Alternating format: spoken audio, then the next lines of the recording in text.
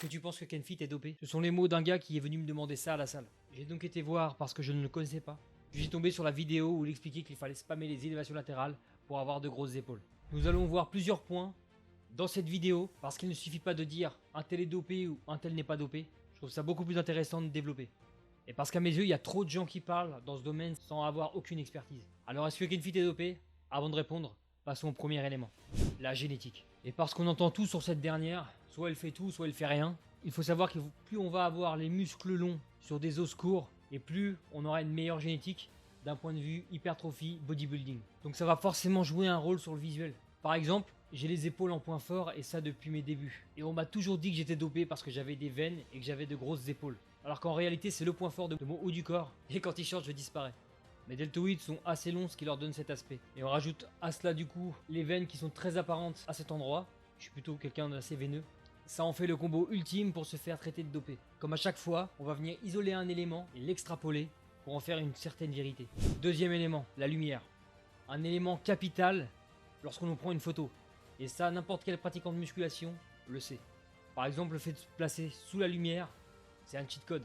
Tu parais beaucoup plus sec. J'ai personnellement été une fois à Basic Fit et je trouvais ça hallucinant, j'avais l'impression d'avoir séché alors que j'avais juste changé de salle. Je paraissais beaucoup plus sec. Ça va être la même chose pour l'angle. On peut vite se faire biaiser par tout ça. Prends une photo d'en bas en contre-plongée et tu paraîtras beaucoup plus musclé également.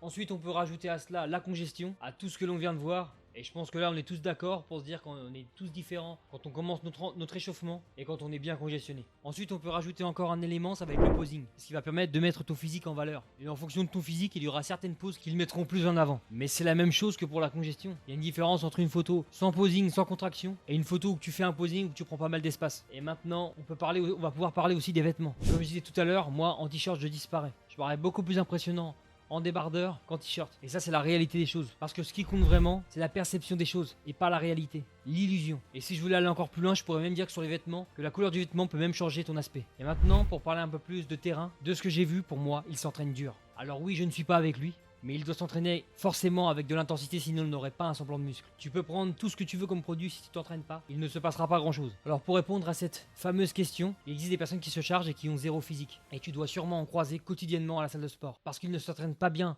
parce qu'ils ne mangent pas correctement, ou bien parce qu'ils sont peu répondants aux produits. Il y a tellement de facteurs à prendre en compte. Mais en réalité, ayant plus de 10 ans d'entraînement, je peux voir quand il y a un physique dopé avec certitude, et un physique qui peut paraître dopé avec tous les artifices qu'on peut utiliser à l'heure actuelle. Donc à mes yeux, il ne l'est pas, tout comme Lohan Chad et les autres.